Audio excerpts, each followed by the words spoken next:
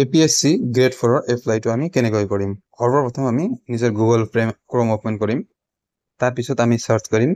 APSC search কৰি space দি আমি APSC grade 4 apply আহি আছে তাত ওকে কৰিম APSC Assam public service commission তাত আমি ওকে কৰিম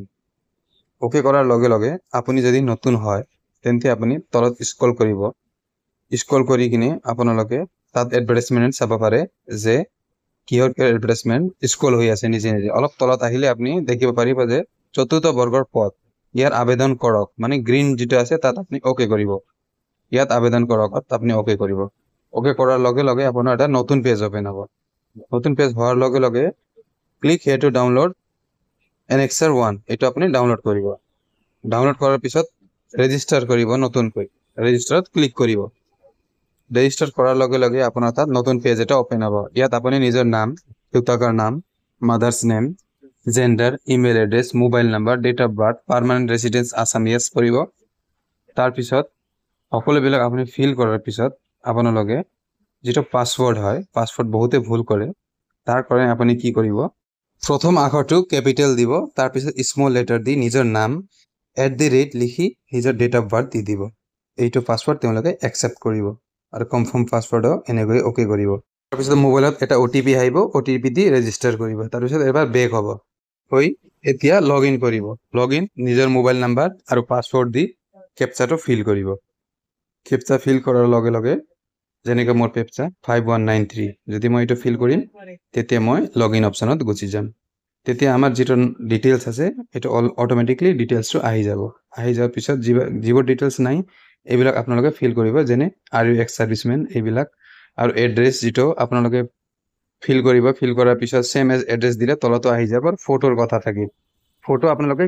কেনেকৈ ৰিসাইজ কৰিব তাৰ কাৰণে আপুনি কি কৰিব নিজৰ মোবাইলত গুগল ক্ৰোম ওপেন কৰিব তাত সাৰ্চ কৰিব এডব ইমেজ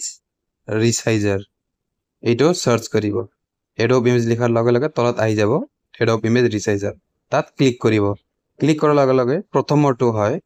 প্ৰি ইমেজ ৰিসাইজাৰ ইয়াত ক্লিক কৰিব ক্লিক কৰাৰ পিছত অলপ ওয়েট কৰিব ওয়েট কৰাৰ পিছত tap two upload N image ওপৰতে আহিব তাত এটা ইমেজ সিলেক্ট কৰিব সিলেক্ট কৰাৰ পিছত অলপ ওয়েট কৰিব ওয়েট কৰাৰ পিছত আপোনালোকৰ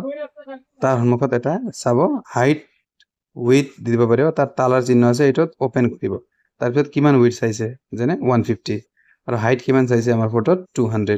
ইয়াত ওকে কৰি জুম এণ্ড ক্ৰপ অপচনক তেনেকৈ থাকিলেও দিব যদি ফটোটো ডাঙৰ থাকে 2.7 বা 1 দিলেও হয় তাত ডাউনলোড টু ফোন কৰিব ডাউনলোড টু ফোন কৰাৰ লগে লগে ইমেজটো ডাউনলোড হৈ যাব ডাউনলোড হোৱাৰ লগে লগে আপোনালোকে চাব পাৰিব আমাৰ একুৰেট সাইজত আহিল যদি ইয়াৰ মই ডিটেইলছ চাবলৈ যাম একুৰেট ডিটেইল আহিব চাওক ডিটেইলছ চেক কৰো 150 * 200 পিক্সেল আৰু 36 KB একুৰেট সাইজ হয় এই ওয়েবসাইটত তেতিয়া আমাক ফটো আৰু সিগনেচাৰৰ অসুবিধা নহব তেতিয়া আপুনি যেতিয়া ক্লাস 12 সিলেক্ট কৰে তেতিয়া আপুনি পাসিং ইয়াৰ সিলেক্ট কৰাৰ লগে লগে আপোনাক কোনো একোই নেদেখায় কিন্তু ক্লাস 10 আৰু 12 8 সিলেক্ট কৰিলে দেখায় এইটো কালিৰ পৰা সাৰ্ভাৰ প্ৰবলেম হয় এইটো অলপ দিনৰ পিছত ফিক্স হ'ব তাৰ পিছত আপোনালোকে আপলোড ডোমিসাইল প্ৰুফত আপোনালোকে এমপ্লয়মেন্ট এক্সেঞ্জ কাৰ্ড আপলোড দিব পাৰিব তাৰ পিছত দা স্মল ফ্যামিলি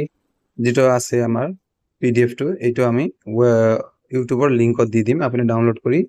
ফটো ক্লিক কৰি PDF ফৰমেটত আপোনালোকে ইয়াত আপলোড কৰিব লাগিব ফিল আপ কৰি কিনে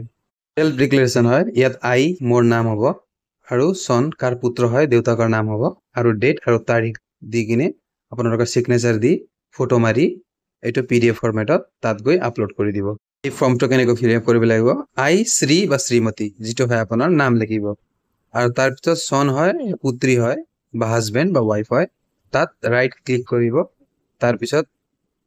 দেউতাকৰ বা মাকৰ নাম লিখিব এজ কিমান হয় আপোনাৰ যে 21 বছৰ 22 বছৰ এটো লিখিব ৰেসিডেন্স অফ তাত আপোনালোকে village post office pin number district আৰু পুলিশ ষ্টেচন লিখি দিব তাত বহুত ঠাই আছে তাৰ পিছত I have filled my application for the post of grade 4 লিখি দিব এডভাৰটাইজেছ ভাইট এটো আপোনাৰ ওয়েবসাইটত এডভাৰটাইজ নাম্বাৰ পাই যাব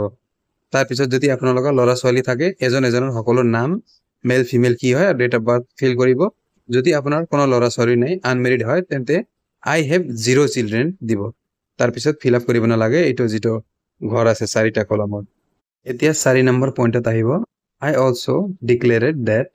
I am not married বা I am married যেটো হয় আপুনি তাত রাইট চিহ্ন দিব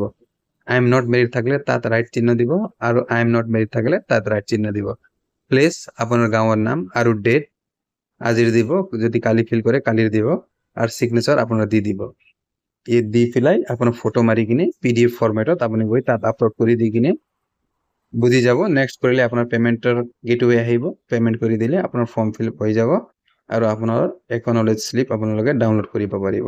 এটো আছিল ভিডিওটো যদি কিবা অসুবিধা থাকে মোৰ টেলিগ্ৰাম চেনেলত জয়েন হ'ব তাত মোক মেসেজ কৰি দিব মই আপোনাক হেল্প কৰিম নহলে যদি আপুনি ফিল আপ কৰিব পৰা নাই মই এটা নাম্বাৰ দি আছো এই নাম্বাৰত আপোনালোকে WhatsApp কৰি দিব তাত ফৰ্ম ফিল আপ হৈ যাব